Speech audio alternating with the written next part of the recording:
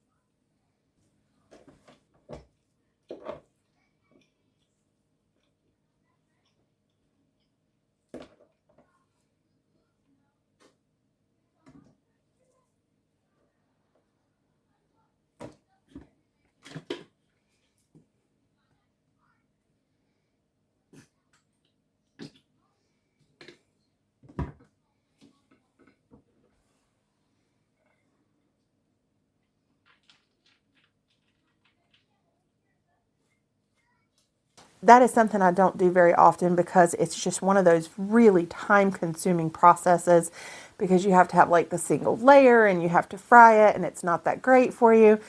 So when I make these, my family loves them. So they get them like once a year. And then on Friday, we actually had a sick goat. One of our goats got very, very sick. She wasn't eating. She had diarrhea. And so I called my sister, who is my main goat mentor. She's been raising goats for about 23 years, and she raises meat goats, but she has way more experience than I do. And I called her, and she told me some things to get and do. So we actually went out, and my husband and I went to Tractor Supply and went by the grocery store to get Gatorade and some other things. And so we were coming home really late. And so we did end up picking up food that night so that we could go out and take care of the goat and everything that needed to happen since we were on goat watch. So we finished up the week by doing a crock-potted, I know my camera's a little shaky. My cats are on the other end, like walking around the camera. But we finished up the week doing a large 6-pound crock pot turkey breast. Now this is the smaller of my two crock pots, but it takes up the whole thing. It was just over 6 pounds of turkey meat, no bones, boneless breast. That's more than some of the chickens weigh when we process them. That's just so funny to me. I cut part of it off. I still have half of it to use for tonight's dinner, but I cut it in half and did it with some broccoli and rice, like I do my chicken skillet, which I've already done that last year during the pantry challenge. So I'm not going to re-show that recipe, but I just used it for that, and it worked great. But one of the things I wanted to talk about today was, yes, sometimes life gets in the way. And one of the things that's getting in the way, I think, for people this year especially, is wrapping their head around the pantry challenge versus keeping a well-stocked pantry due to inflation and, shortages and things like that. And in fact, I have gotten one or two comments on some of my posts and a couple messages asking about that. And while I don't really consider myself an overly prepper type person, there are some things that I guess I do fall in that category. Not just because we have a very well-stocked pantry. That's more from being a farm family. But there are some things that we do take into consideration. For example, because we live on my husband's behind the camera doing funny things. Because we do have a well and we live kind of in the country. If we lose electricity, then we have no water source. So we have to make sure that we have some kind of water. So while we do not have a water source on the property, we do have a very large, deep in-ground pool. And so we can go get buckets of water to make our toilets flush and things like that. So we're good there. But what about to drink? So one of the things that we did get were some life straws. And so we do keep those on hand just in case we need to filter water for drinking or things like that. And we do try to have some bottled water. We don't stock up a lot on bottled water because we rather use our well and use filters. But we do have some for emergencies, but we do have some life straws and we do have some, backup things. But I don't like prep, MREs and things like that. That's why I don't really consider myself a hardcore prepper. But we have a generator so that we can run our freezers if we lose power long term. We do have some life straws. So we have some basic emergency necessities and, camping gear that we can cook on and, fire pit and things like that. I would like to get wood heat in the house eventually. There used to be a wood stove in this house years and years ago, long before us. And they had pulled it out and then bricked over where the stovepipe went out. But from the inside in the basement, you can see where it was. It's still there. So we would like to actually put that back in. But it made me start thinking about, well, for those who are worried about emptying their pantries to do a pantry challenge and not shopping, I wanted to address some of that. If you are stocking a pantry, you still need to rotate through your food sources. You don't want to just stock something and have it sitting there forever. I have food on my shelves. Probably the oldest I have, I think I came across a couple cans in the back of my pantry of green beans. And I think I had a turnip green jar that were like 2018, 2017, something like that. But it's just because they got pushed back in the corner and things got put in front of them. But you want to try to actually rotate your food out anyway. So doing this pantry challenge last year was really great for me because I was able to kind of go through a lot of what I had stored. And that way, when the garden season started coming in, A, I could see what I needed to grow. And B, I see what we used the most of and how we used it. So that changed the way I actually canned a lot of things last year.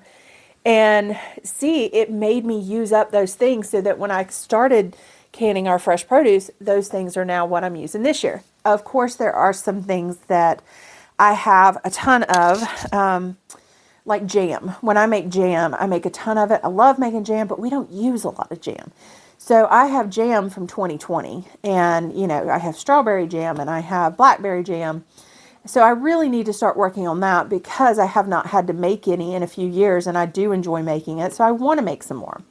And then we talked about the fruit. I had a bunch of peaches and some applesauce that kind of they were on the shelf in my pantry that's like lower and you can't really see it because like the big dog food plastic containers are like on the floor. And so they kind of hide those two shelves. And so I'm one of those people, when it's out of sight, out of mind, I don't think about it. So I need to move all my canned goods out to these shelves until I get a like walkout shelving pantry set up in the basement once we got the basement. So that's a whole different story. But my canned jarred goods in my dark little closeted pantry do not do well. I need to see them. So I need to move all that out here. But you do need to go through it. So my suggestion is you can still do the pantry challenge, but if you are on a very limited budget, especially if you are on a limited budget, or you are trying to build a stock of food, take the time of the pantry challenge to use your older foods. Really make that your focus and your effort, is to work on those older foods and watching those sales so that you can actually take advantage of stocking up on sale items to counterbalance inflation versus having to buy your weekly food and not touching stored food.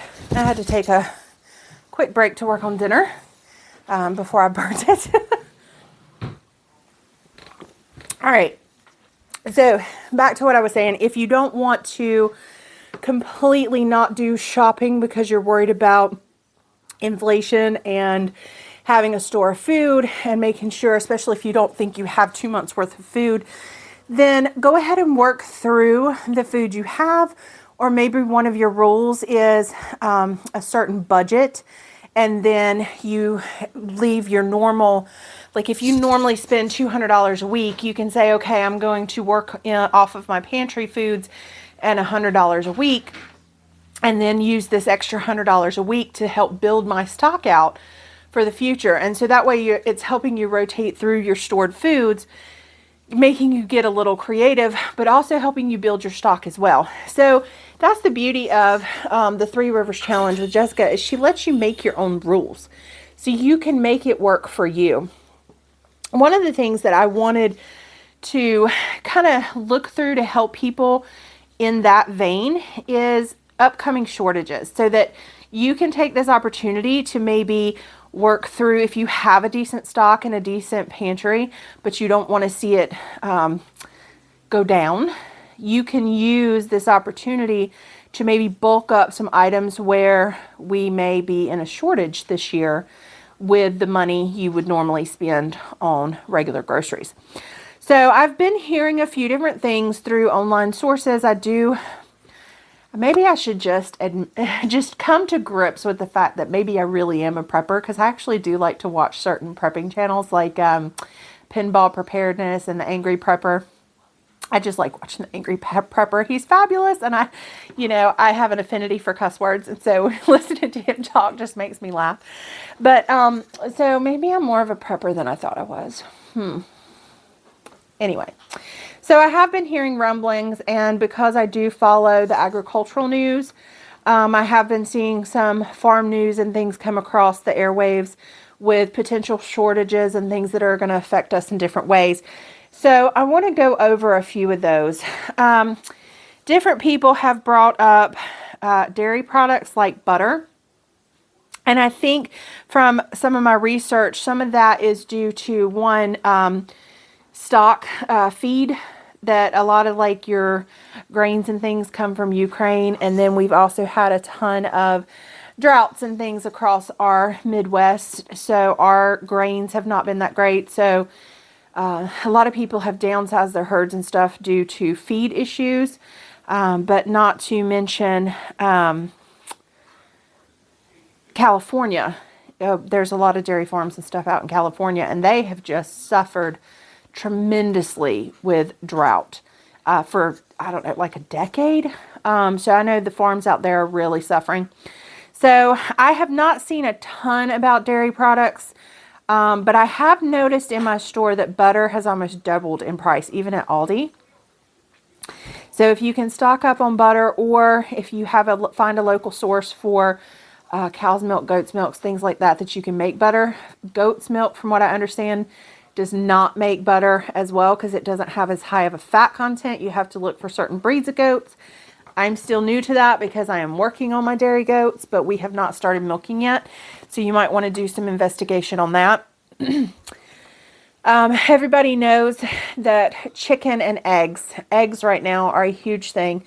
And I'm going to show a picture right here. I went into Aldi today because I needed some fresh fruit for the kids. And I glanced at the eggs just to see how our stock was there. We had some, but the regular old everyday eggs, not organic, not pasture raised, nothing like that, were $4.95. They are officially more at the cheapest store around here than what I sell them for. I sell my eggs for $4 a dozen. Now, I did the math not too long ago because our feed went up again. And right now, because I'm only getting about a dozen a day, I should be selling my eggs to just pay for our feed costs for at least $7.50 a dozen. That's what it is. So, I'm toying with the idea of going up, but I know once spring hits and all my older hens and stuff start laying too, and I start getting a plethora of eggs, that cost per egg will come down. There are rumors that the cost of chicken and the cost of eggs is going to come down in a few months because it is high right now because of avian flu and the expenses to the farmers due to feed and rebuilding their flocks and things like that due to avian flu.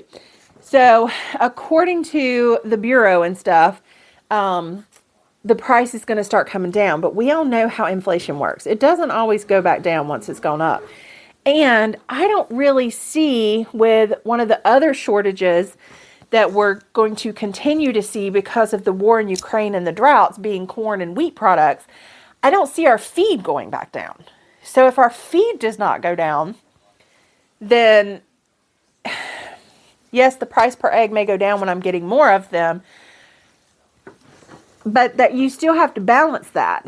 And then of course our cartons, those prices are not going to go back down. So we'll see how this plays out.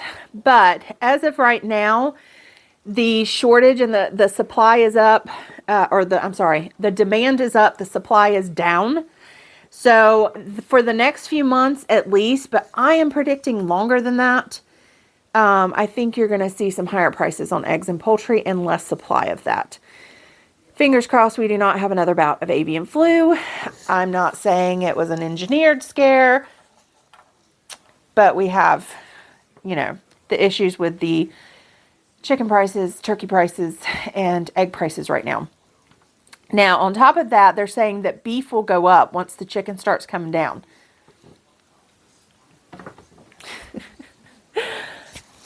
It's great that they can predict that, but, according to, the food sources and having to downsize herds and, the same thing with the Ukraine and the drought and blah, blah, blah, blah, blah. Egg and chicken prices are supposed to get better, but they're already saying beef prices are going to go up because supply is going to go down. So take the predictions how you will.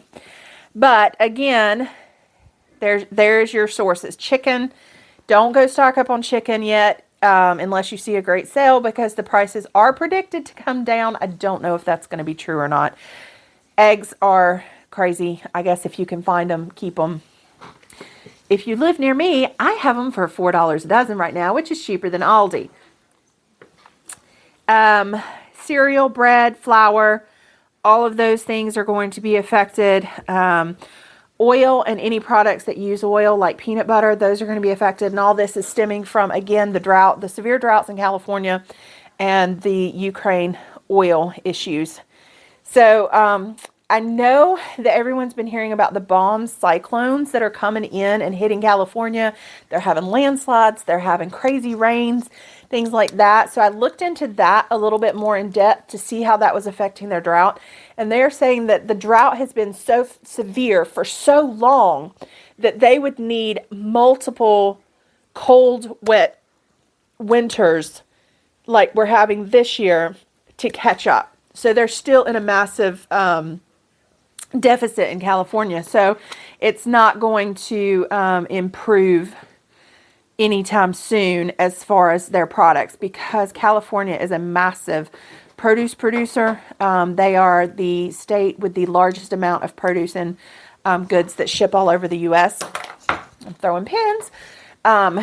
So produce might be affected still. Anything that's coming out of California and the West Coast is basically going to be affected by weather issues into the coming year. The interesting one I found was champagne, and it was interesting that they said originally it was due to the pandemic and it was a supply chain issue and the logistics just weren't there, so they got behind. But then, they also had a half harvest this past year due to mildew, frost, and hail. And so what is it? I mean, it's just, I don't know. Some of the things I was reading about each product, it was like, we're going to blame the pandemic, and then it was a supply chain issue, and then it was this, and then maybe because the world is insane and we have had some crazy weather. Maybe it really is all of that. But again, it's interesting which products have been so severely impacted, and a lot of them are just products that are just so ingrained into our food systems and culture, and all of a sudden, like one of them was sand, and I know we don't eat sand, but sand is, the use of sand or the demand for sand is up 45%. And sand is used in the beauty industry and microchips and construction. And they're saying it is key for continued urbanization, and we could run out of sand. The earth is going to run out of sand because of the demand for the urbanization.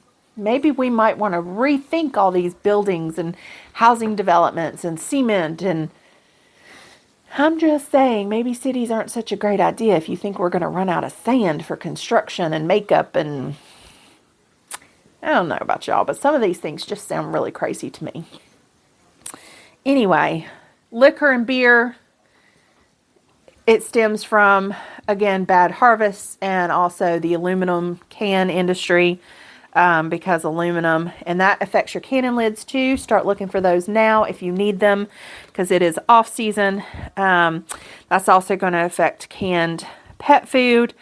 They're still talking about fresh produce, again, because of California. And then also there's still the fertilizer issue that's stemming from the Ukraine wars and the Canadian, all that stuff. The same tune from last year, basically. Everything is kind of the same.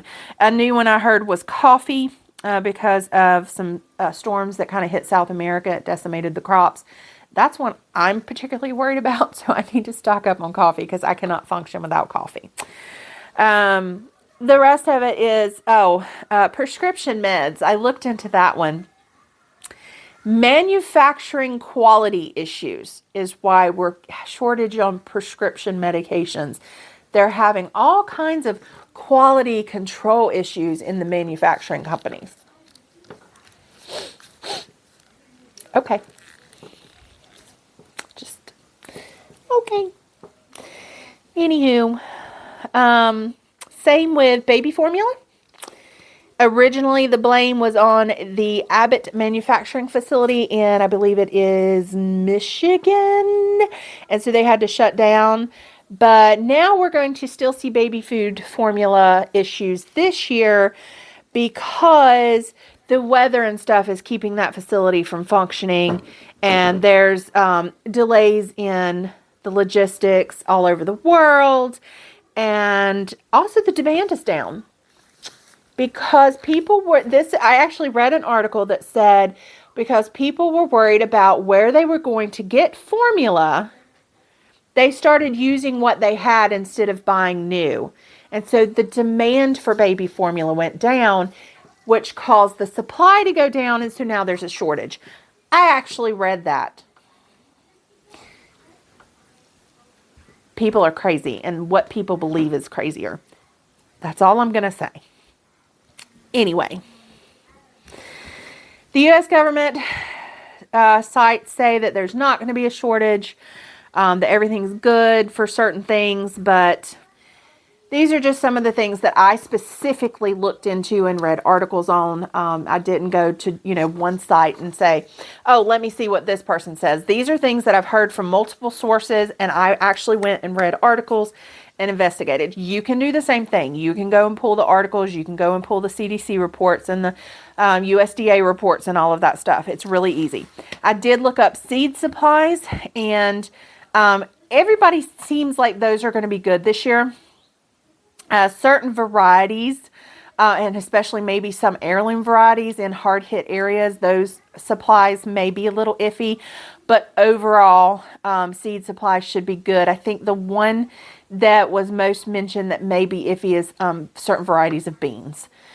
So there you have it. Those are just a handful of the things that you may want to think about stocking up on while doing this pantry challenge, and also kind of aligning your thought process on continuing to stock up and beware of inflation and shortages, while also using the pantry challenge to cycle through and be conscious and help you create recipes and stuff to help you use your current stock and resources. So I know that was a little bit more long.